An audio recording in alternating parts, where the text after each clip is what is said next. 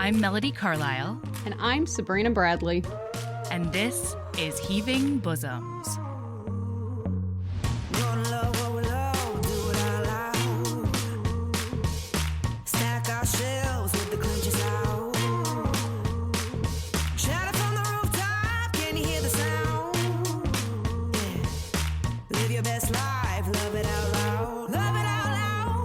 This is the podcast where best friends recap romance novels and other kissing media that makes us swoon, snark, and refills our cups. Whether you've read the book or are coming in blind, we'll lay bare every delicious scene and revel in the tropes and subgenres that make romance amazing. All right, listener, strap in and strap on. Headphones are highly recommended.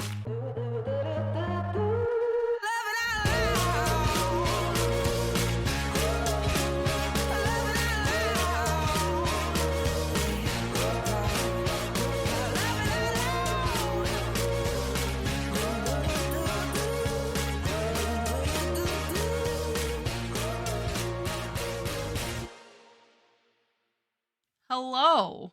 Hello. Is it nice to have a voice again? Ooh, yeah, don't I sound so good? And, isn't there just a raspiness to my voice that just really makes you all hot and bothered? Yeah. Hey, everyone. I haven't had a voice for nearly 3 days. Mm-hmm. It's been kind of bananas. It has been quite the most literal horny toad that I have ever heard in my life. When I've gotten voice messages or heard you actually speak, I'm like, interesting. Mm-hmm. Oh my God. So the Patreon Discord is finally up. Thank you, Sabrina. You're welcome. And fucking David sent in that video of that horny lizard. Horny toad? I'm sorry, it's like a horn, whatever. Toad it's a horned lizard of some sort, and it was hissing exactly like I was. Yeah. Yeah. Okay. Speaking of patrons, we have new patrons to shout out. Yeah. Okay. Hey, we've been a little bit tardy on shouting people out, so I'm playing a tiny bit of catch up, but thank you so much to everybody who's joined the Patreon in the last few weeks. There's tons of content on there for you. I just wrote down that, what was it? How many episodes? More than 180 episodes that are up on Patreon. It's kind of nuts.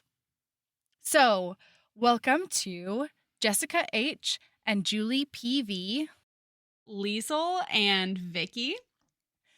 Welcome to Christiane and Kat B. Also to Carrie M. and Melina. Oh, hey, Short Not Sweet and Sarah K. And howdy do to Christy R. and Amelia K. We Hooray! are excited to see you and yeah. Hope you enjoy. And like Melody mentioned, the Discord is officially up and running. So far, we've been cutting up pretty good. We've already had to add a couple of channels because we have some crafty motherfuckers in there. Yeah. So just a note, if you have not connected your Discord to your Patreon account, then now's the time to do it if you want to come hang out and shoot the shit with us. Yeah, it's super fun. Okay, Sabrina, did you like book?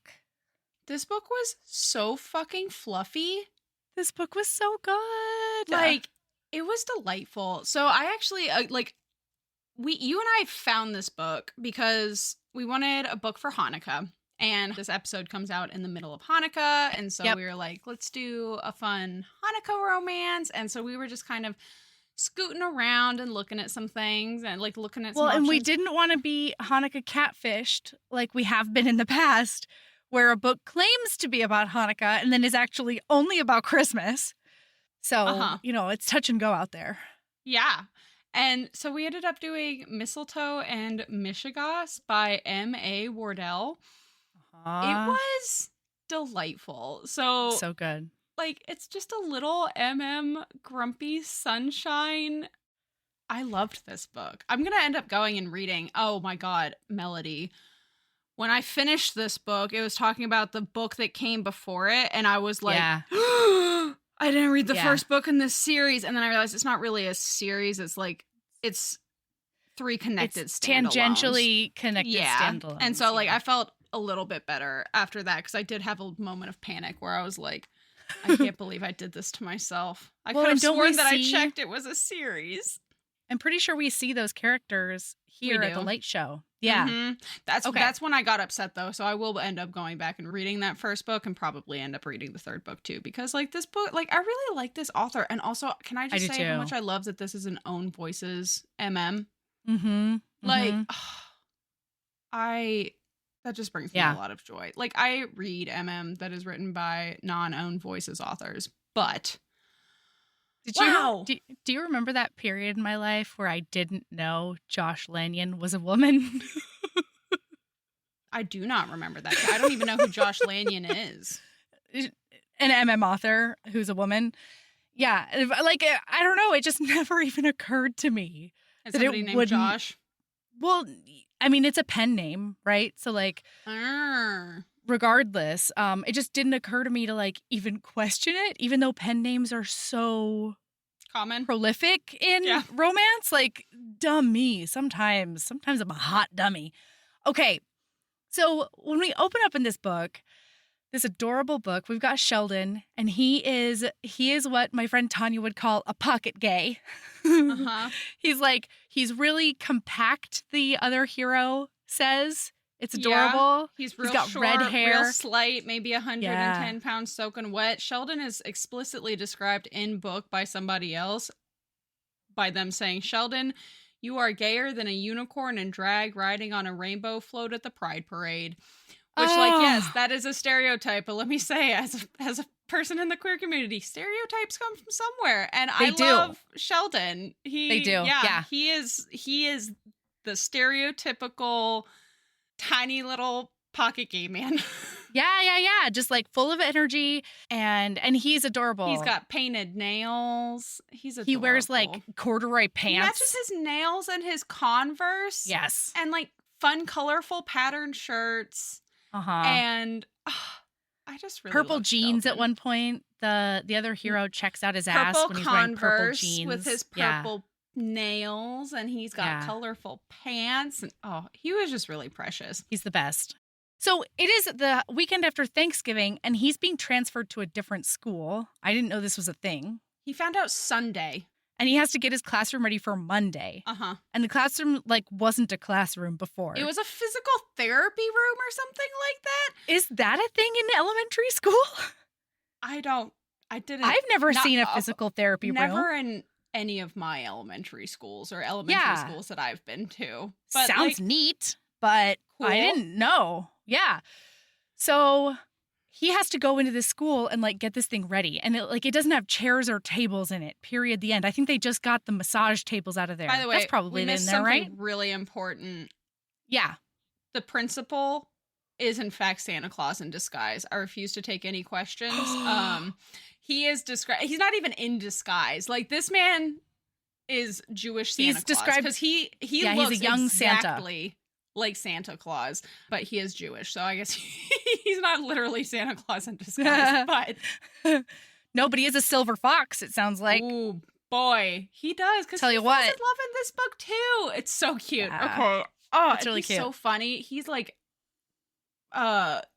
just so. What's the word I'm looking for? Clumsy. He's a big hugger. Oh yeah, he's clumsy.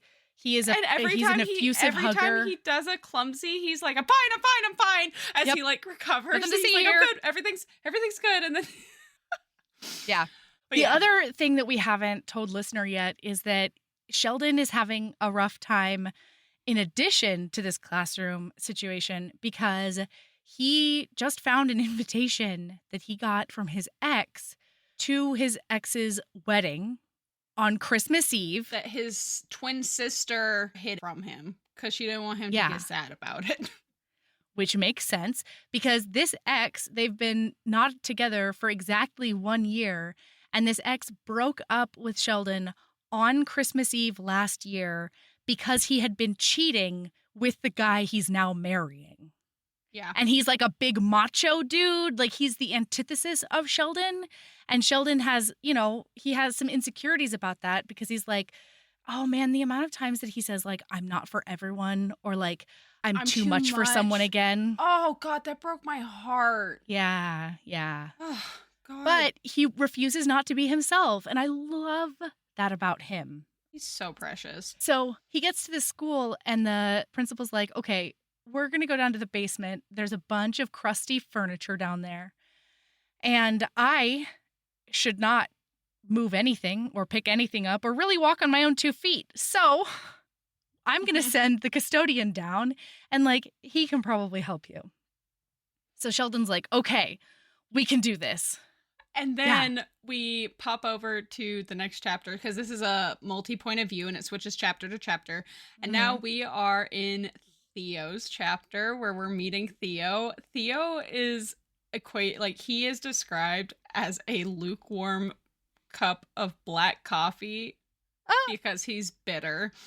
He does not talk, and like we're not joking when we say that. This is a man of grunts and and single words if he must. Absolutely. And we find out later he got some trauma. This boy has some trauma. He is a veteran. And it was real fucked up, right? What happened that got him to leave, honorable discharge and all of that jazz. He loves the band Queen, which is very relatable content to me. That's what I used to clean my house to when I was a kid. I would like dance Queen. vacuum to Queen's greatest hits. Oh, it's the best. He's like over 6 feet. And over the book, he's described as like stocky. He describes himself as fat. And so he's just like a burly dude. He's also got like a mop of blonde hair on his head. Like it's a little bit curly. Curls. He's Jewish. And I think that's all we need to know about Theo right now, right? Yeah, but like one thing that's just super cute is when he gets to school, he like settles in before going into work. He has like a hidey hole in his custodial closet where he literally listens to Queen on tape and just like relaxes in there. Oh God. He refuses to get rid of his cassette player. He makes a comment when Fat Bottomed Girls comes on and he's like, maybe Freddie Mercury was singing about fat bottomed boys too. And I was like, Theo, he was definitely singing about fat bottom boys the whole time. Like, what are we doing here? Yeah, it was just really cute. Yeah. So then, wow. So poor Theo does in fact go to the room. Sheldon is in he's brought up like 2 chairs and Sheldon launches into it because Sheldon is chatty. He's a whirling dervish of conversation, really is what he is. And so he's just like, oh, hello there. I'm Sheldon and I'm the new teacher here. And I just got here. I was transferred from this school. Like, have you seen this over here? And like, I need this many things. And they said it was in the basement. Do you know where the basement is? That's where I just came from. Like, he's very, very chatty. And Theo's just like, oh, make it stop making words. Oh no. So they get downstairs though to the basement. And they start pulling down chairs. He thinks Theo's a show-off because Theo successfully carries 4 chairs at a time. Yeah. Also, Theo has a limp because he has essentially a false femur because of what happened when he was discharged. So he walks with a limp and it causes him some pain. And so he's helping carry this like gigantor table with Sheldon. They're bringing up tables and chairs, and it was really cute. And then they get up. They finish bringing up all. Wait. At one point, what's his name? Sheldon tries to like get a bunch of the chairs, and all Theo says is top. And Sheldon turns around and he's like, "What?" Funny. Also, that's very presumptuous and very wrong. And then he's like, "Start from the top of the pile." But he really like. There's another time where Sheldon will say something, and all he says is annoying. Yeah. And like and then you have to get the words out of him. But when he gets up to the top of that pile and he reaches up, his shirt comes up a little bit and Sheldon can see his like furry belly. And Sheldon's just like, oh my God, he's so hot. Oh no. Also, he's such a grumpy bear and he's so straight. Yeah, because he like so this was so funny, and this is such a thing where some is. straight first grade teachers, like women, were making assumptions about the PE teacher and about how she's probably a lesbian and all of these things. And Sheldon was like, "Well, you can't make those kind of assumptions because blah blah blah, and like that's like not okay. And queer looks different for everybody." And he gives this whole talking to these ladies, and then he does the exact thing where he makes a super assumption about Theo and just how straight Theo is. Spoiler alert, Theo is not straight. Theo's not straight at all. Oh, and Theo, meanwhile, is like, oh my God, he's a peanut. He will be crushed by this furniture. And he's like, he's so lanky and thin. And then my note in all caps is, he has a dimple. And he's like, I could put hummus in that dimple. Just lick it out of there. Dip crackers in it. Yeah. And it's so funny because like I have so many quotes from Theo's point of view where he's like, that exact thing you're talking about with the hummus thing. He's like, get a grip, Theo. I carry the ladder over and open it, kicking the legs to check for sturdiness. Feelings bubble up that I'm not used to. Useful, needed, and I am certain I don't care for it. Oh, Or Sheldon Solskin. that's right. He's so mad that Sheldon is making him have feelings. He hates it. So then the next day at school, Sheldon brings him a cup of black coffee to say thank you for all of the help. And the day before, Sheldon was like, oh my gosh, thank you so much. I literally would not have been able to bring this furniture up. Hey, do you think you might want to hang around and like help me set the room up the rest of the way? And Theo just barks, says, no, and walks away. Yeah. And then all he can think about while he's power buffing the floors is that goddamn dimple. And he's real mad about it. Mm-hmm. So that dimple walks into his janitor's closet and he's always saying he wants to map out Sheldon's freckles. And like right here, and he's like, I wonder where else he has freckles. And it's a whole thing. Theo, to be clear, so just to give you a little bit of context, Theo has had one experience with a person, period, and it ended really tragically. And so Theo's basically like, I cannot be with people. I cannot get close to them like this. One, because I feel a little bit like I'm betraying that person. And also, if people are with me, it causes something like they're going to get hurt. And also, what am I going to do if they do get hurt or they leave me kind of thing. Right. So like this whole time, Theo's like, I don't like this Sheldon man. He is too chatty and he is adorable and I hate it. And everything about him is annoying. Don't like it.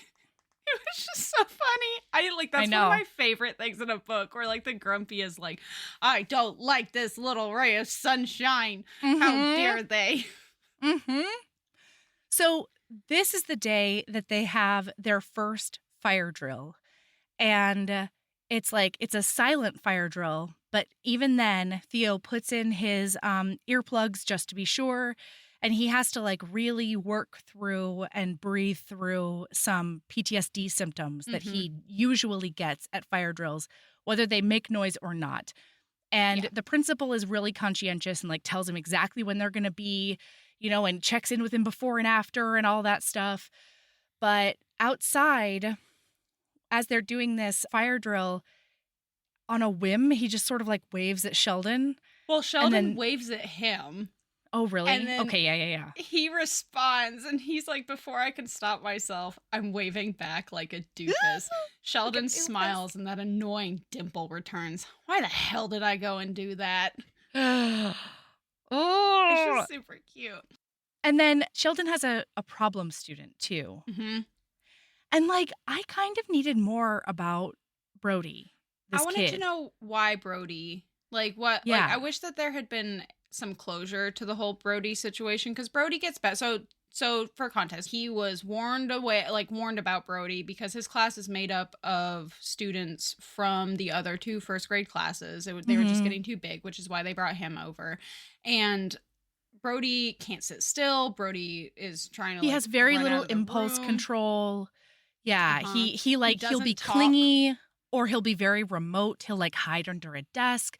Like, so there's some behavioral things that like we're never told if it's environmental or if it's developmental. We're never told what's going on with Brody. And those sorts of behaviors can be manifested because of a lot of different issues. Like, you is know, something going on at home? Yeah, is there like do you I have, sort of needed to make what's sure going that on? Brody wasn't being abused at home or something. You know what I mean? I was so worried about that.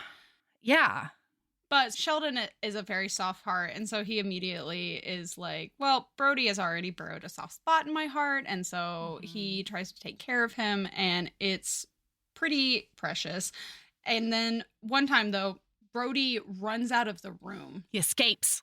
And Sheldon's like, shit. And so he runs after him. And before Brody can get super far, Brody slams into Theo. Theo grabs him and immediately recognizes that the look on Theo's face is or Brody's face is just sheer terror. And he recognizes it from his time in the military. And he's like, Sheldon's like, come here, Brody. And Theo's just like, don't worry about it. I got him. And so he brings Brody around with him for the rest of the day and does like custodial stuff. And then Brody goes and sits down quietly and like a little angel in the classroom. And so he's like, Brody, we're gonna work some scuffs out of the floor is what we're gonna do. And Brody would just like nod. And so Theo's like, yeah, this kid doesn't like a lot of talking either. This is great. So like they get along in a lot more ways, and Brody actually helps, you know, and this actually helps Brody's overall behavior. So after this, Kent, the principal, like checks in with Theo, and they develop a plan where if Brody checks off some of the things he has to do in the morning, then his reward is getting to spend 30 minutes working with Theo, and then afterwards he'll go back to class. And it's just the most adorable thing, and Sheldon is like, because like we said, he'll be like, I'm going to help you move tables, and then he'll be like, no, I'm done with you, and then he'll leave. And so Sheldon's getting a lot of these mixed messages, but then he's watching him be so sweet with this 6-year-old. And oh my God, it's so cute. It was so precious. This also leads into our first scene where like Sheldon finds out that Theo is in fact a little not a straight boy. Because he goes to thank Theo for helping out with Brody that day, and he has a little paper flower behind his ear that one of his students gave him. And Theo, when he sees it, like, he's like, nice flower. And then Sheldon's like, excuse me? In Sheldon's defense, he literally says, thank you so much for your help with Brody. Can you tell me exactly what you did? And there's like this pause. And then he just goes, nice flower. And so Sheldon gets mega triggered. Sheldon, he's like, okay, so he's like, I was just appreciating the love and kindness it was presented with, and so I put it behind my ear, and maybe it looks silly to you, but I like it. It's cute. I'm cute, and I'm not ashamed to admit it. I'm sorry, I forgot I was wearing it. Yes, I'm wearing a flower because I'm gay, a homo, a queen. I put my right hand out and dramatically drop my hand, going limp in the wrist. That's why my ex-boyfriend dumped me for Dwayne, his straight personal trainer, who clearly isn't that straight, and now I have to watch them get married alone, because who in the world would want a complete flamer like me? And Theo's just like dumbstruck. He's like, I don't, and he goes, and then Theo says, I'll go. And Sheldon is like, go? It's your space, Theo. I'll be the one to leave. And he's like, no, I'll go. Where? With you. He pauses. To the wedding. Why on earth would you do that? Why not? He shrugs, and his broad shoulders hoist up near his ears. Theo, that's very sweet, but no, it's bad enough that I'm going at all, and I'm not taking a straight guy to boot. That would just be beyond pathetic. Annoying. Theo grumbles, his eyebrows furrowed. Excuse me? Dense, he mumbles. Dense? His eyes on the floor. What are you talking about? Can you speak in a complete sentence, please? Why are you so dense? And Sheldon's just like, what the fuck? What have I done? And Theo's like, no. Why do you assume? Theo interrupts. He looks up and his eyes go wide. Oh, this was a twist I did not see coming. Wait, you mean you're not straight? Silence. He looks up and attempts a smile. Because that's another thing is Theo never smiles. He just attempts a smile. He gets a little curl up in his little lippies. A lot of times it looks more like a grimace, you know? Oh, it's so cute. And then at the end, after they've Sheldon's basically like, I'll have to think on this. I'll get back with you about this. And then Theo's like on his way out, he's like, also, I really do like the flower. That was a legitimate compliment. Like Yeah. I was being sincere at that moment. Earlier in the book, Sheldon does something, and one of my favorite things he says about him in the whole book, in his inner monologue, Theo goes, and it hits me like a goddamn Mack truck. Sheldon Solskin is utterly adorable. Asshole. Yeah. He's so bitter about it. Bitter. He's so bitter. And so then it shifts directly to his perspective, and he's basically like, oh no, that dimple made me spew mouth sounds. Why did I do that? Why am I like this? Like, I don't talk at all the whole day, and then this is what I say? Mm-hmm. So and then he thinks to himself, why would Sheldon want to go with me in the first place? Why would anyone want to take me to anywhere that is around people? And like, so both of them have these insecurities about like how they look and how they present to the world. And they're like completely opposite. And so this is when we find out about Ricky and the army. And they met on the plane into Afghanistan. And they talked over the 24-hour flight there. And then Theo goes, well, mostly Ricky talked. But they get really close over that flight, and he figures out by the end of the flight that Ricky's gay. And there's like this immediate attraction and immediate understanding between them. And at the end of the flight, he says, stick with me, kid, and I'll look out for you. Mm-hmm. And so this was in the middle of Don't Ask, Don't Tell. And also Theo's pretty clearly a pretty private person. And so essentially this is when we learned that they were together, but just very, very quiet and on the DL. It says, we found ways.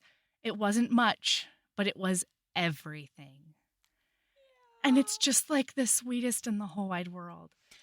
This is also when we find out that Theo's parents, who live in Florida, do make it up to the Great White North of Maine. This is Maine, right? This book is in Portland, Maine. Yep. Wow. It did take me a while to register it was Maine and not in Oregon. For a hot minute. It's hilarious because Sheldon in the first chapter is like, here's a great thing about this place. Suck it, other Portland. That's part of what confused me. Yeah. No, I know. Yeah. So Theo's parents come up every year for all of Hanukkah. They stay at his apartment, and his mother is involved. Okay. She is the quintessential stereotypical Jewish mother. She's just like, It says every time I answer the phone, she's like, oh, Teddy, how's the knee? And he's just like, fine, Mom. The injury was 10 years ago. She's like, oh, I know. Yeah. I just want to make sure. It's so cute. She's also decided that, so Theo, this is another exciting thing. Both of these characters are in their 30s. So Theo is 36 and Sheldon, I think, is 33 or 32. And Theo's mom has decided that now that Theo is 35 years old, she started getting on him real hard about he needs to find somebody. She's like, I'll set you up with a matchmaker. Yeah, she's like, I've got the Yenta on speed dial. And then he's like, Ma, you can't say that word because I don't know what it means, but he's like, you can't say that word because it's derogatory. And she's like, what, Yenta? Okay, we'll call her a Genta instead, a gay Yenta. And he's like, no, that's not the word. That you can't say blah, he's blah, referencing blah. the Yiddish word. It's a derogatory Yiddish word for a gay person. Oh, okay. Yeah. I should have looked it up and I just totally forgot because I was swept away in the just cuteness of this book. And she's like, well, I'm reclaiming it. You're mine and I adore you to bits. And he's like, Ma, I'm reclaiming it. And I love that he's like, he's like, okay, all right. It's not yours to reclaim, but here we're going with it. It's fine. Let's go. So it's so cute. So he's like, you don't need to do the Yenta at all. I don't need a Yenta because I'm seeing someone. And that's so I'm seeing someone. And she's like, oh my gosh, tell me everything. I want to get him a gift. What is he into? What is he like? And he's like, all I can really tell you is that his name is Sheldon. It's very new. She's like, Sheldon, is he Jewish? And he's like, no, Ma, he's not Jewish. She's like, okay. I was just, just asking, just wondering. It's very cute. So this is, and now, now Theo's like, fuck, now I'm gonna have to tell Sheldon that, like, he has to come to Hanukkah dinner, or like see if he'd be willing to come to like the first night of Hanukkah. Like, Yeah, if we can make fuck. this arrangement a trade instead of like just this one thing. Yeah. And when Sheldon talks to his twin sister Naomi about it, she does the fake dating wingman thing that one character in one of these books must do, which is point out that you have to get to know each other if you're going to pull off the scam. So you have to actually like pretend to date and practice date in order to like really do it. And so the next day Sheldon comes to his closet in a Hawaiian shirt that Theo's just so mad about. He's like, why would you wear something like that in the middle of December? It's ridiculous. And he's like, okay, you can be my escort to the wedding. And Theo's like, are we teenagers going to a cotillion? He's like, you can be my date, okay? But like, we actually have to date. And so they trade digits. And Sheldon does that by sending him a text that says, hi, this is Sheldon. You look very dapper today. And Theo like gets really red and he's like, I mean, I'm serious. Like, did you tuck in your shirt in a different way today? I don't know. You just look very good. Oh, and then at lunch, either that day or later that week, the lunch lady really obviously wants to give the last piece of chocolate cake to Sheldon because she finds him very charming and she has no love for Theo at all. But Sheldon says, no, I actually don't like chocolate cake that much. So why don't you give it to Theo? I like vanilla cake with strawberry frosting. No, strawberry frosting and sprinkles. Rainbow sprinkles. Lots Rainbows. of them. Yes. And Dolores is like, I'll see what I can do for you, hun. Yeah. And then Theo is watching Sheldon meander off because Sheldon's going to have dinner or lunch with his first grade teammates, which is what they're called. And Theo in his head says, my eyes dart between the fingerprints Dolores left in my cake and Sheldon's ass. I really do love cake. Oh, gosh. It because was so Sheldon cute. will point out later Theo's an ass man. Yes. So then super cute. Fast forward to that weekend where they're going to a lights festival, a holiday lights festival that Theo agreed to go to. I was shocked Theo agreed, but he did. And he's like, I'll drive. And so he goes to pick Sheldon up and Sheldon walks outside to see. He's like, oh my God, Theo's got a monster truck. How the fuck am I going to get inside of that thing? And so Theo comes around like the consummate gentleman and he helps Sheldon up into the truck. Well, first he says, grab bar, grab it. And then Sheldon like tries, but he can't quite get his shit together. So then Theo's like, okay, fine. And he tries to help him by his waist, but he does accidentally brush his beautiful butt in the process. Derriere. Yeah. It was super very precious. This is when Sheldon is like, you're a bear, Theo. And he's like, I'm not a bear. And he's like, Theo, you literally growl at people. Bears don't growl. Dogs growl. Okay, well, you're some sort of beast. Does that make you beauty?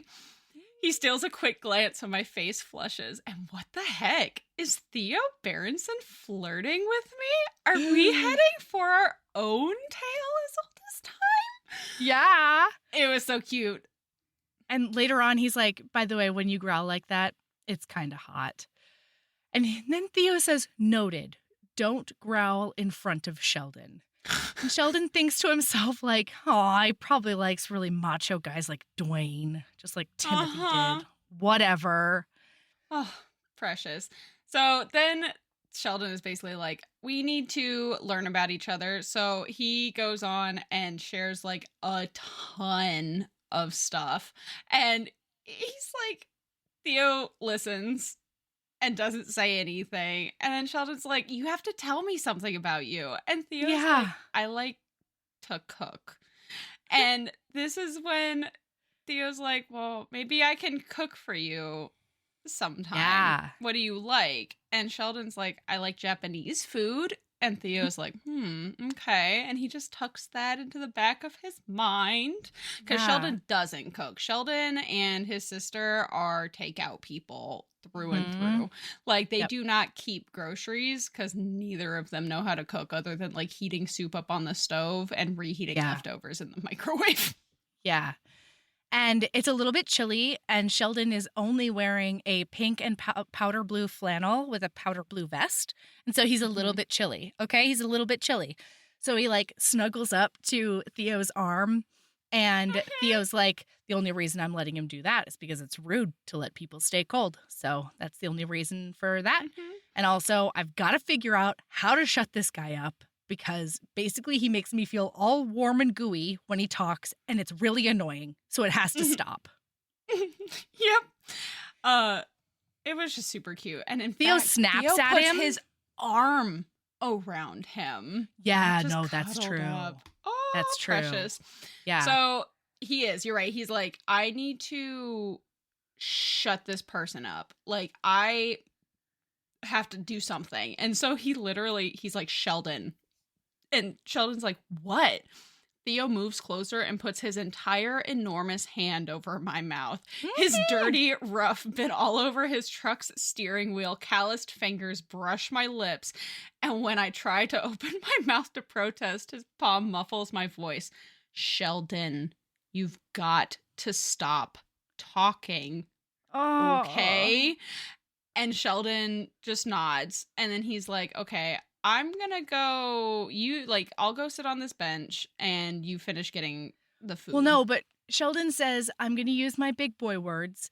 And so he's like, Theo, I need you to not do that again, please. And then Theo says something like, well, I need you to not talk so much. And as he's going over to, like, get them pizza, he's thinking to himself, once again, I'm too much for someone. And after he orders, Theo comes up and he apologizes. He's like, that's not the way I should have handled it. And, truce, let's go sit down and eat together. And we find out a little, like, they banter a bit more. And then Sheldon reaches for Theo's hand. And he's like, we should probably get, like, used to touching each other. God. Like, you might want to hold my hand at the wedding or something. This is one of the reasons that fake dating is one of my favorite tropes. Where they're like, we're just going to hold hands for practice, Yeah. Kisses for practice. Yeah. Absolutely. And Sheldon says that Theo has a beautiful smile. And this is when Theo asks Sheldon to come to first night of Hanukkah dinner. Because he told his parents that he has a boyfriend. And Sheldon goes, but you don't have a boyfriend? And he's like, no, obviously, because, like, look at me. And Sheldon's like, what are you talking about? You're super hot. He says, being thick and juicy is an asset. And it's one of the things that astounds me about this book and about Sheldon as a character is that he's able to just, like, turn the page in a way that I don't think I would be capable of, Like, this guy has been pretty mean in a couple of different ways. And I think part of it is the function of, like, needing him to go to the wedding, right? But I don't know. It's amazing to me that Sheldon is still so Sheldon is kind. Endlessly optimistic and kind. Like, I'm not, like, exactly what you were just saying. I'm not going to lie. In a situation like this, I would probably... I'd be out. Partially because, like, I have rejection issues, right? Yeah. And I would feel heinously rejected by this person. And so I would not keep digging, right? Like, I'm very sensitive to whether or not somebody wants me in their space. And so if I feel like somebody doesn't want me in their space, and this is my own thing that I'm working through, but if I feel like somebody doesn't want me in their space, I will just bow out, right? Yeah.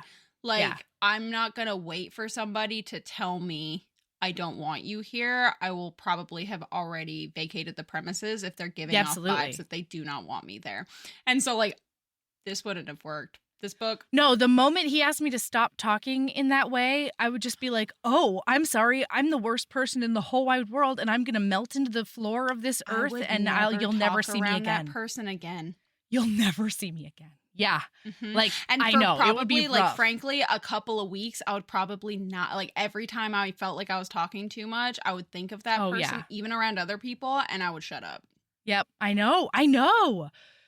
So Anyway, instead, Sheldon looks at him and he's like, well, you realize that like meeting your parents and having an intimate dinner with them is way different than just like taking you to a wedding where we might not even talk to anyone.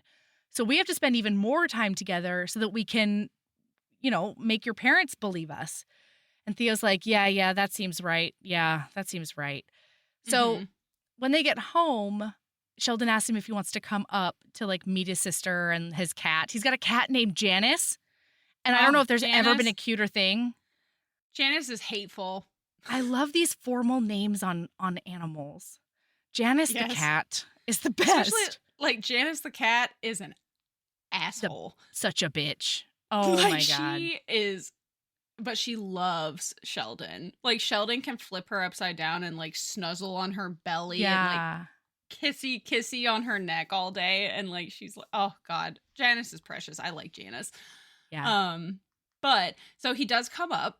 He parks the truck and then he comes up, and while they're up there, he's like, "So you had fun?" And like they're talking about like, "Did you enjoy the night?" and things like that. And they're talking, and Sheldon's like, "And how did you feel about me?" And Theo's like, "You're not awful." And Sheldon's like, "What a ringing endorsement. That's going on the dating profile. Not awful." Oh he God. also teased earlier. He teased in the truck Theo about his butt because he made a comment about his ass. He's like, "Sorry for talking about my bum. Does that bother you?"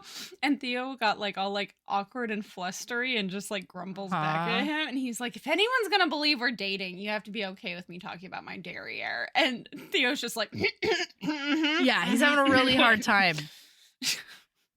Well, and so as they're sitting there and Theo says, "You're not awful," Sheldon gets a little vulnerable and he's like, "Hey man, I have a really chipper exterior and I'm really bubbly out loud in public, but if I'm being completely honest, a lot of that is a mask. And it's covering like quite a bit of hurt because I have been absolutely and roundly rejected for being who I am.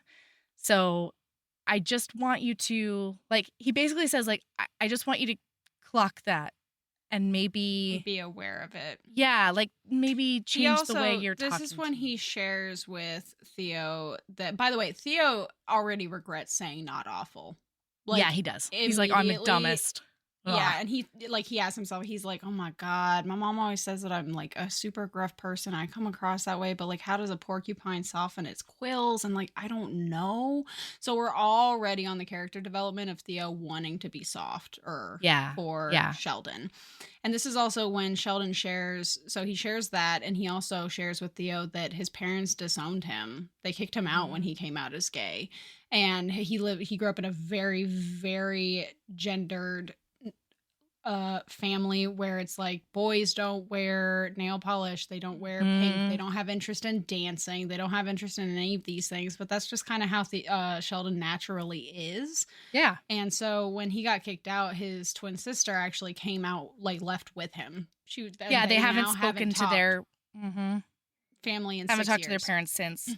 Well, and it was fucking awful because it turns out the parents, after they kicked Sheldon out and she went with Sheldon, the parents were still talking to Naomi like, "We're not mad at you. We don't have a problem with you. And you're fine." Like, God bless Naomi, because Naomi was like, "How about you get fucked?" Yes, for sure. Completely get fucked. And so he's like, "Wow, I just shared a lot about myself. What about you?" And Theo goes, "Where's your bathroom? I need bathroom." Well, and he goes and like splashes water in his face and he's like, "Get it together, Theo. Like, you have to share something with this man." And so he does. He ends up starting to tell him a little bit about how his parents love him no matter what. And he was with somebody in the like when he was in the army, overseas, but it was hush hush. And then after the discharge, he tells him how he was in a really dark place and he lived with his parents for a year.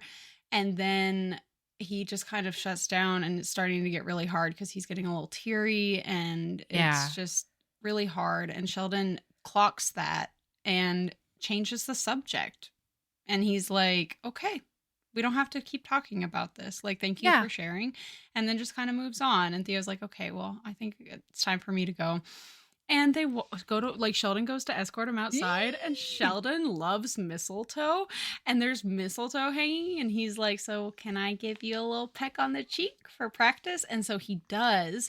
And then Theo very carefully cups Sheldon's face and then leans in and gives him a kiss on the cheek that just like lasts forever. It lingers a little too long. Mm-hmm. And then Sheldon is precious and he's like, contrary to popular belief, you're a sweet man, Theo. You are. And then he kisses Theo on the cheek again, but closer to his mouth. It's not quite there. It says that if I moved even the tiniest amount, our lips would be touching. So like it's super close. Right there. And like Theo's mind is racing and he's like, I gotta get the fuck out of here. And he's like, okay, bye. And he like jets out of there. Yeah, and his whole thing is like, I can't subject somebody else to my mess. So like Sheldon's a good guy and I need to stop this before it starts because he doesn't deserve what I have to offer, basically. Like he's way too good for me. Theo I can't do this. feels ruined. Like Theo feels like Theo thinks that he is a fucking ruined human being and he will never recover and he doesn't deserve love. Yeah. And like and it's so sad. Like it really hit me in like the heart places because like Theo almost cries a lot in this book because he is such a gruff asshole on the outside and he is so soft and squishy and just sad. Well, he also has just like a lot of unprocessed trauma. Yeah, like this man needs therapy. Yeah, for sure. So the whole next week, Theo hard cold shoulders Sheldon. And Sheldon's just like, what the fuck? I text him. He doesn't text back. Like, he won't talk to me. He won't do anything. But Brody has also been having a really rough week. So by the end, he's like hiding under a desk. And the principal like goes to climb under the desk with him and be like, hey, bud, we're here now. So he's like, I'm just going to suck it up. And I'm going to go talk to Theo. And I'm going to see if he can help. So he goes. And he's so cute because his like verbal diarrhea sort of kicks in at this point. And he's like, hello, Theo, I need your help with Brody. And like, I would talk to you more. I would have talked to you more about it earlier this week, but you won't talk to me at all. Just like you won't return my texts. And like, he says, I don't know what I did wrong, but you know, I get it. I'm small and I'm skinny and I'm just like, so gay. And like, you're gay too, but like, not like me. And Theo says, I want to tell him it's not him. I want to tell him I love his compactness. I want to tell him his parents are ignorant and missing out on a wonderful son. I want to tell him his flamboyant femness is fucking hot. But that would be a lot of words. And he just like can't, like he just cannot get any words to come out. And then fucking fire alarm. Out of nowhere. Wow. Like the full ass fire alarm. And immediately Theo has like he has a trauma serious response. Yeah, PTSD reaction. So Sheldon immediately is like, my kids, I have to go take care of my kids. And so he leaves, even though he saw the look of panic on Theo's face, but he doesn't know what's happening. And so he leaves, goes and gets his kids outside, and they're all outside. Kent shows up with Brody, and they're out there, and Kent's like, where's Theo? And Sheldon's like, last time I saw him, he was in his closet, but I had to go take care of the kids and get them from lunch, et cetera, et cetera. And Kent's like, oh shit. He won't come out by himself. He won't come out on his own. And so Sheldon's like, okay, if you'll watch the kids, I'll go get him. And so Sheldon goes inside and gets to the room, and he can't find Theo, but he's like, where else would he have gone if he didn't go outside? And then he does find Theo, and Theo is curled up on the ground underneath one of the tables. And Sheldon like crawls underneath with him and like crosses his legs, and like he says that Theo's head is heavy like a bowling ball, but he successfully gets Theo's head into his lap and is like basically yelling over the fire alarm. He's like, Theo, it's me. Him. It's okay. You're safe. And he just has this like glassy-eyed look that isn't registering anything. Yeah. So finally, they decide that Sheldon is going to take Theo home. And he manages to get him to respond enough to walk out to his car, takes him to his house, and then they're sitting on the couch, and Sheldon's like, what can I do? Is there Well, anybody sitting that on we the should bed. be? Yes. Yeah. And so Theo, like, sort of auto dials his best friend Christian, who was also in the service. They Mhm. call Christian, and Christian's like, Sheldon, do you mind staying? Because, like, I could drive down, but it'll take me a while to get there. Sheldon's like, Mhm. no worries. I'm going to get him a Xanax. He's going to go to bed. It's going to, we're doing this. So Sheldon, like, cleans his whole house and orders pizza for himself. And, because he Mhm. thinks Theo's going to be hungry when When he he wakes up. up. And Sheldon goes in to tell him, like, I'll be out on the couch, or whatever. And Theo just, like, puts his arm around Sheldon and, like, reaches for him to get him into a snuggle. And Sheldon's Mhm. like, do you want me to stay here? And Theo just, like, nods. And then this is the first time he calls him baby. And he's like, I've got you, baby. I've got you, baby. Yeah, attempting to quiet whatever demons rage inside Theo Berenson. Yeah. Oh, Yeah. gosh. And then they get snowed in. They do. They Snowed do get snowed in. Snowed in. When they wake up in the morning, so Theo wakes up first and he is like, oh my God, all the dishes are washed. There's pizza. Why did he go and do that? Not only is he adorable, but he does dishes. And now I know he's cuddly and short and thin and wiry. And he holds on to me like a monkey. Yeah. And he's soothing and he's soft and he's a fucking human sparkler. Yeah, he talks about him as his body is like a hot water heater. Mm-hmm. Like he's just, oh, it's so cute. And Theo has a boner in front of him. And Sheldon's like, oh, I see that boner. But, no worries. Nothing to be, weird about. And they go back to sleep. And Sheldon wraps an arm around him and spoons him. He's the big spoon.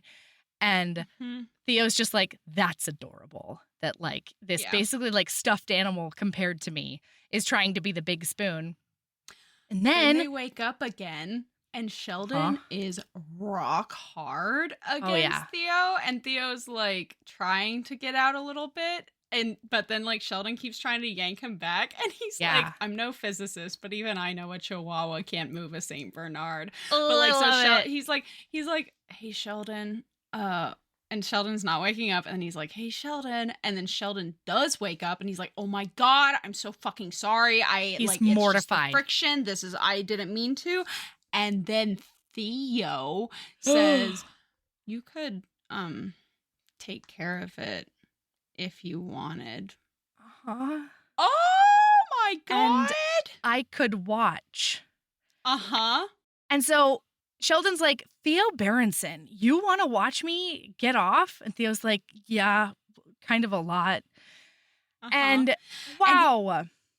Sheldon calls him baby. And Theo says, my mind replays him holding me, brushing my hair, calling me baby. So infantile and irritating. Why would he call me that? God, I hope he calls me his baby forever. Oh my God. So much of this book is him being like, no, don't go. I really want you to stay here forever. Yeah, totally. It's totally fine for you to go. Yep. Mm-hmm. Yeah. Do you want me to get your coat for you? But inside, he's just like, hold me, love me, squeeze me. So before anything continues from here, Sheldon and Theo get a little kissing action because Sheldon basically like crawls up on him and is giving him some smooches. And every time he's like, is this okay? Is this okay? And getting closer and closer and kissing him on the forehead. And Sheldon is very well aware that he needs to take baby steps with this. Okay. Gotta take baby steps. And finally. But then at some point, he's like, is this okay? And Theo's like, I just answer with like a real smackaroo right on his lips. And then they end up playing and he's like, can I just watch you, please? And he's like shocked that Sheldon is so hard for him. And Sheldon is now sitting at the end of the bed and he fully takes off all of his underwear and he's wearing just a black t-shirt and nothing else. And he's narrating. And Theo's like, if I had a dictionary and looked up perfection, it would be Sheldon Solskin in his black t-shirt jerking off on my bed. And so Sheldon, and then because he's Sheldon Solskin, he starts talking. And it's exactly it. Sheldon is Yeah. narrating it. He's like, do you want to be like, you like it when I'm touching my cock for you? It's hard for you. I love that Mhm. you are like you are. I You love know your that day when we body. met in the basement when you were on the ladder and you reached for your chairs, your shirt lifted up and your body, it was so fuzzy and soft and oh my God. And like Mhm. he's narrating it and then he's like, do you want to see my ass? Oh wait, no, not yet. He Not yet. tells Theo, I want to see your dick. He says, And if you want to take it out, feel yeah, free. yeah. And so Theo does. He's fully dressed except for pulling his dick out. And Sheldon's like, do you want to see my ass? And Theo's like, please. Please. And Sheldon says, you do? Oh, and you're so polite. I love that. So then he gets in a position where Theo can He see puts his head up on everything. the headboard. His leg. Yeah, his foot up on the headboard. And Theo is just like, oh my God, like this is incredible. And as he's stroking himself, he's like very close to coming. And so Sheldon's like, I'm not going to touch your dick, but can I kiss you while you come? And Theo's like, yes, please. So they start kissing and Theo goes off like a rocket. And then Sheldon puts his hand in Theo's cum, picks it up, and like uses that as lube to finish his hand job. And then he comes all And- over Theo. And then he comes all over Theo and his stomach and everything. And then he's like, that was cum-tastic. Because Theo tries to apologize. And he's like, what are you talking about? That was cum-tastic. Uh-huh. And then Sheldon straight up puts his cum-covered hands on Theo's cheeks. And Theo's like, oh my God, I'm well aware that we're covered in us, but I don't care because he's kissing me again. Mhm. Oh, but having Sheldon right here, his lips on mine, wanting me of all people, I almost forget to be scared. Oh. Yeah, it's so good. So, like, they end up spending the whole day together because school is canceled. And Theo tells him a ton more about Ricky. Mm-hmm. And he says, I told him I would look after him, and I did, all the way to the end. And Sheldon, like, holds Theo while he cries. And, like, they nap and snuggle, and they craft Hanukkah decorations. And Sheldon tells him about when his mom, like, very traumatically was like, you cannot wear that nail polish. We have to get it off you before your dad comes home. And he was like, that was when I realized that being me was not okay. Mm-hmm. And so then, like, Sheldon keeps on, like, crawling into Theo's lap and being like, do you like all of this practice and pretending? And Theo's like, yeah. And then Theo thinks to himself, he tries to imagine a world where someone as wonderful as Sheldon would want a lug like him. Mm-hmm. And it's so sweet. So, like, that weekend, Theo then comes up because Sheldon goes home. Theo comes over the next day with a bunch of snacks, and they're like all gourmet Japanese food that he's made all day. Yeah. And it's so good. It's so he's meeting good. Naomi, and they're also like for like actually meeting her instead of just like in passing, and it's super precious. And he's like, Sheldon is starting to be like, I just want, like, he recognizes that Theo just is afraid all the time, and he's like, I just want Theo to be safe, to feel happy safe, yeah. and loved. And he's like this, and he's starting to realize that this isn't fake, this isn't practice, like we have something. And then but he's also like the sabotage voice, like the saboteur in the back of his head is like, you're too small, you're too much, you're too gay, you're too femme. And his mother's words, which are nobody will ever love you. And he's like, why would he want me for a sham boyfriend? And it's just a whole thing. And then he ends up having, Naomi talks him out of it. Mm-hmm. Naomi's like, she's like, wonderful. He likes you, Bean. I saw the way he was looking at you last night. Like you were he was on a 7-day juice fast and you were a piece of birthday cake. Because Theo stayed the night that night. Yeah. And the next day they're having a talk essentially where Theo is like kind of being vulnerable. Yeah, and open. And so he says, like, listen, I'm really sorry about this. Sheldon says, I'm really sorry about this. I don't know when it happened, but I just, like, need to update you. I like you. And Theo's like, uh-huh. He's like, no, like I like you. Like I like you more than a friend. And Theo's like, mm-hmm. And then like kisses him. Covers Sheldon's mouth again. Yes. Because Sheldon is going off and he's like, and like, I didn't mean for this to happen and I'm so sorry. And then Theo cuts him off and he's like, for once in your life, Sheldon, please just listen, okay? You talk too much and there's so much talking, and I like how you don't lose your voice is a miracle from the universe, but I need you to not be a royal pain in my ass for a minute. And then he starts talking and he's like, I never thought somebody like you would ever see something in somebody like me. And like, let me finish, Sheldon. Let me finish. Mhm. And all of this fake stuff, it's leading to real stuff. And I like, it scares the shit out of me. The last time I felt this way, he died in my arms. And the thought of something happening to you kills me, but I also like you. I'm just not used to being vulnerable. And then Theo I'm starts scared. crying, and Sheldon holds him and he's like, you are literally one of the strongest people I know, Theo. Like, you don't need to be like, you're not weak. You're wonderful inside and out. And then they have some fun horny times, and Sheldon gives him a handy, and then they go to breakfast with Naomi. It's the best. Now it's time for Hanukkah dinner, and like his parents love Sheldon. Although Sheldon took off his nail polish because he was trying to make a good impression, and Theo notices. He's like, "Oh my god!" Like he clocks it immediately, and he's like, "Why would he change?" Because I've already explicitly said, like, don't change anything about yourself. I like you just the way you are, and my parents will love you just the way you are. So they end up doing Hanukkah, the first night of Hanukkah. They do they like cook a bunch of stuff, and then they light the menorah together. And it's very cute because the mom is like, oh no, I need an excuse to get out of this house. So I'm pretty sure I left my bracelet in the car. Like, husband, come with me or whatever. And I was like, no, it's right there. It's in your bedroom. It's right there. And she's like, no. You have to come to the car with me. It's very cute. And so they get some smoochie on. But so whenever his parents are in town, Theo's parents stay in his room. Wait. The other important thing is that while they're having that moment, right before they kiss, Sheldon's like, they're buying it.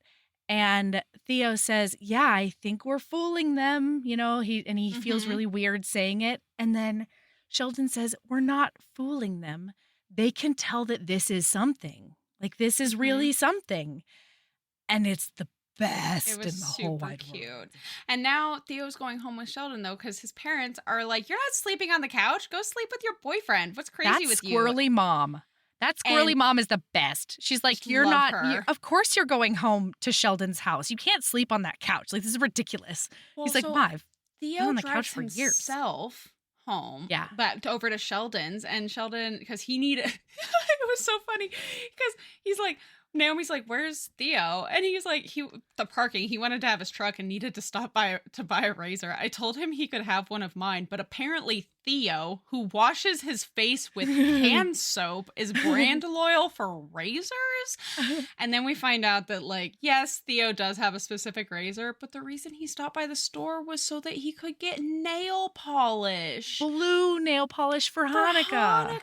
And then, like, Sheldon is like delighted and ecstatic, and he's like, "Oh, I'll put that on tomorrow." And Theo's like, "Can we do it tonight? And can I paint your nails?"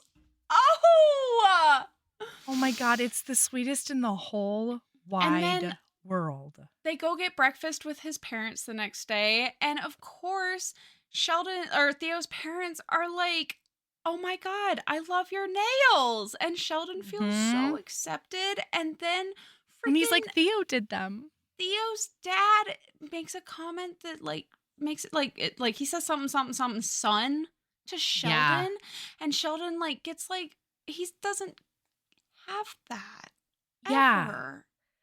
Yeah. It is so sweet the way that these parents just put their arms around him in every way possible, and how natural it feels to Sheldon. And he's known that he's missed his parents. He's known that he's missed that sort of extra support in his life, but this is really making it sink in for him.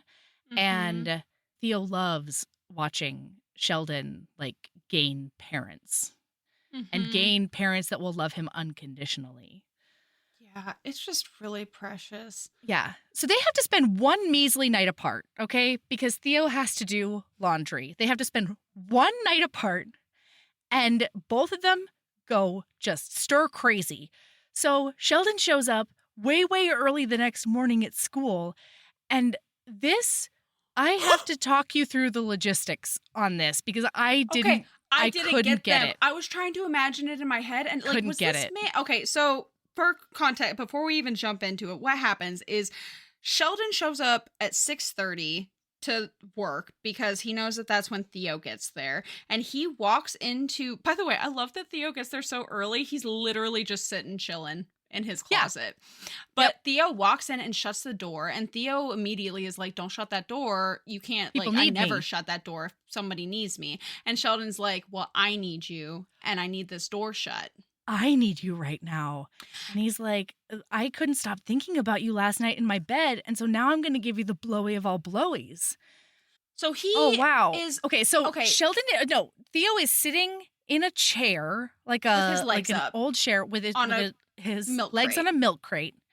And then what's his name? Sheldon comes over and straddles his legs facing him at first to be like, Mhm. this is what's happening. And I'm about to blow you real good. And then my understanding is that he turned around, still straddling him, Does this man so have that ribs? right? So that he could bend over and put his ass right in Sheldon's face. And I'm sort of wondering, like, was he doing a magic mic? You know, like was I he? But I had a lot of questions, how did but he get his? and then well, and then How Theo did he get starts his like grabbing onto mouth his on his ass dick? and then pulls down Theo's pants or Sheldon's pants. I And cannot we keep their know names straight. we know how tight those Those are pants tight are. pants. And Those are so like tight he pants. gets Sheldon's pants off Down to his and thighs. now No, down to his thighs, I think. yeah, but if it's down to his thighs, how does he get to How- Sheldon's asshole? Because Theo does rim Sheldon. Why wouldn't he get to his asshole? Okay, The thighs are below the asshole. I understand, but right now, the thighs are closer to Dude Bro's face than asshole is. Yeah, well, I think because of the size difference. I think we're underestimating the size difference now that I think about it. But even But that also- makes it worse. Are the thighs around head? Are they like chest to chest? Is See, Theo this is- crouched on him? Or is I Sheldon know, crouched on top of his is- chest like a it- little? Or does Sheldon have his feet on the ground on either side of Theo's waist, you know, like torso? Well, is So he's just, Theo- like, that means standing on the Theo's laying ground? down? Well, no, now? because he's sort of like reclining in that chair. He's sort of in a chair. So Enough? I imagine listen. I'm trying here. I think he like lounged back a bit because he also had his feet up, right? And like But then Theo, listen. just At the end saying- of the day, I have no idea how this happened. it was But- wonderful. It was spectacular. Sheldon blows Theo. Theo rims Sheldon for Comes Jesus. Everywhere. Everybody comes everywhere. Thank goodness. What's his name? Theo has another uniform there. It is honestly a miracle that Sheldon did not have to change clothes, because I'll bet you Sheldon didn't have a change of Honestly. clothes. No. But anyway, And then- wowza. That And then scene. it's so funny because Sheldon's like, "Do you have something we can use to clean up?" And Oh my Theo's God. like, "We're in," like, he just looks around at the fucking Like- closet like, "We're in my custodial closet." Like, I I'm definitely the have shit to custodian clean up. here.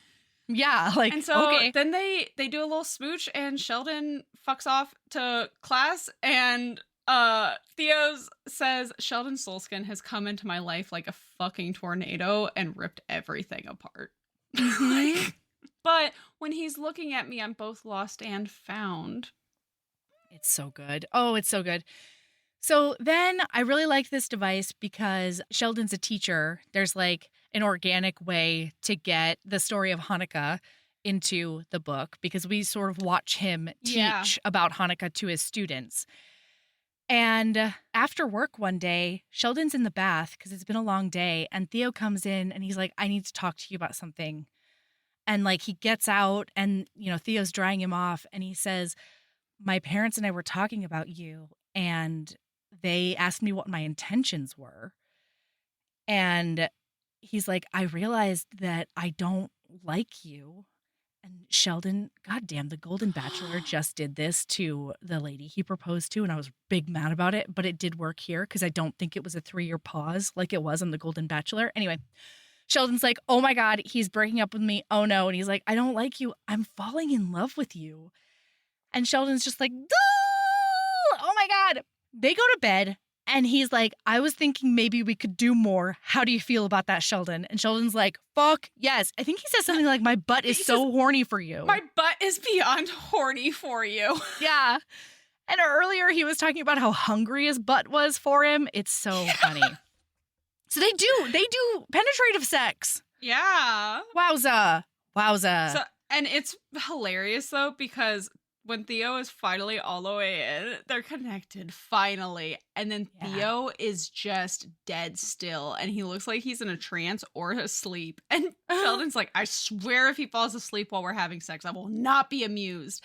And then he calls out to Theo, no response, silence. And he's like, oh my fucking God, what if I murdered Theo? Oh my God, I'm going to lose my job. I'll have to sell horrible clothes at the mall. Like, oh my God. He like leans forward. He's like, are you okay, Theo? And when he finally gets close to it, Theo says, I'm fan-fucking-tastic with the biggest smile Sheldon has ever seen. And then they do hot pound sex down. Like, hot sex great. times. Yeah. So basically, we can wrap up the end of this book, right? Yeah. Oh, it's so good. Theo gets called away because his best friend Christian's wife gets into an accident. Mm-hmm. And so he goes up there to support Christian. And he's like, I'm not going to be able, like, I don't know that I'm going to make it back to the wedding in time. Mm-hmm. So after all this, Sheldon's like, all right, Naomi, like, I guess let's go to the wedding together. And as they're up there, Theo is, you know, sort of mucking around. And Christian finally is like, hey, you're making big excuses. I don't need you here. I don't, like, capital N, need you anymore. She's fine. She's going to be coming home. But you want to know who does capital N need you right now? Yeah. It's Sheldon. Your guy. Go down there and stop being afraid of your fucking feelings. And so Naomi and Sheldon are at the wedding, and they sit through the service or the, I guess, whatever, wedding stuff. The ceremony. And they're at the reception. And Naomi and he are dancing. And then Theo shows up. And he's like, may I have this dance? And when Sheldon turns around, he's like, oh my God. And Theo is looking hot, all buttoned up and beautiful and sexy and hot. And Christian helped Theo paint his fucking nails to match Sheldon's with blue. It's the cutest best thing in the whole world. And so then after that, they are together. They're together forever, everyone. And like Naomi gets married to her boyfriend afterwards.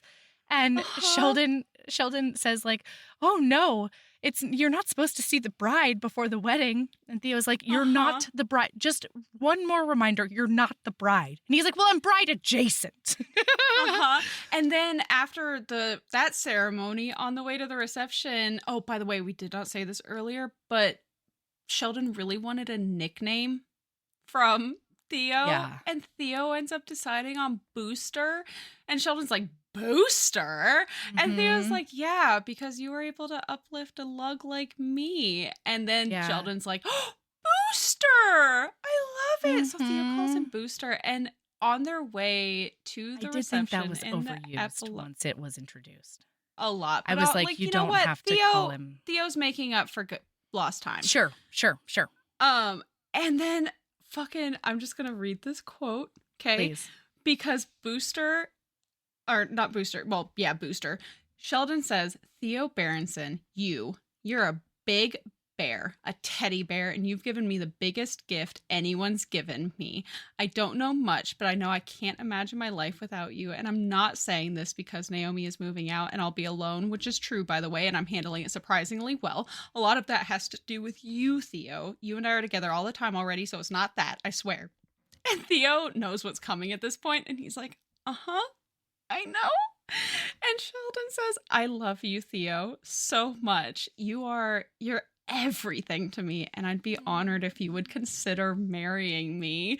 And Theo's like, consider it? I mean, will you marry me? And then Theo's like, yes, a million times yes. And then he curls Sheldon up in his lap and they get their smooch on, and Oh it's my God. just, oh. Yeah. This book was so fun. This book was fuzzy and warm and fluffy, cozy. and there was not like a huge like third act And problem. I didn't need there one to be. I didn't need either. one. This book Nope. was wonderful. I loved it. Okay, Sabrina, what's your lady love? My lady love is tapestry petites, which are a shorter tapestry needle for embroidery. They're super short and they're super small, and it means that you can use up a fuckload of your thread all the way to the very end, and I just love them. Oh, that's They're really like a smart. solid centimeter shorter than, or not centimeter, but like probably close to a centimeter depending on the needle that you use, and I just love them. And I got a new order of them in 3 different sizes, and I'm just super fucking happy about it. That's my lady love. What's yours? Mine is one of the organizations that I've been following and interacting with of late is Jewish Voices for Peace. And I highly, highly recommend you going to, check out their stuff because they're, I think maybe the largest. They're like a really big grassroots progressive Jewish organization that is specifically anti-Zionist. And they've been really, really, really vocal during, what do they call it? Right here it says, with the Palestinian freedom struggle, the genocide that's happening. I just got to their website. It says, if you've been looking for a political home for Jews on the left in this perilous moment, if you've been wanting a Jewish community with justice at the center, if you've been looking to turn your rage and grief into meaningful strategic action, join us. You belong here. And I'm not Jewish, so, I interact with them, but it's in like a supportive position. Mm-hmm. Anyway, their Instagram handle is Jewish Voice for Peace, all one word. So that's my lady love. Check them out. That's a good lady love. Yep. Okay. So, Keeping a badass and love yourself as much as you love how horny Sheldon's butt is for for Theo. His big, stocky bear. Oh my God. Yeah. Just like blasting Queen. Yeah. All right. Bye. Bye.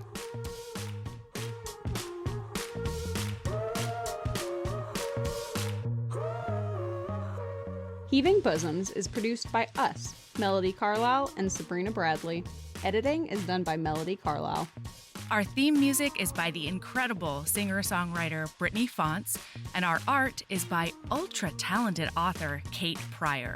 If you like our show, remember to follow us on your favorite podcast app, rate us 5 stars, leave a nice review, and of course, tell all your friends about us, even if they don't read romance. If you want to get in touch, you can email us at heavingbosomspodcast@gmail.com. If you want more of us, visit patreon.com/heavingbosomspodcast. You can also find us on Instagram @heavingbosoms, on TikTok @heaving_bosoms, and in our Facebook group, the Heaving Bosoms Geriatric Friendship Cult. Head over to our website to sign up for our newsletter, get our Reading Embrace printable, and check out my audiobooks at heavingbosoms.com. All right, we'll be back next week with more swoons and snark. See you then.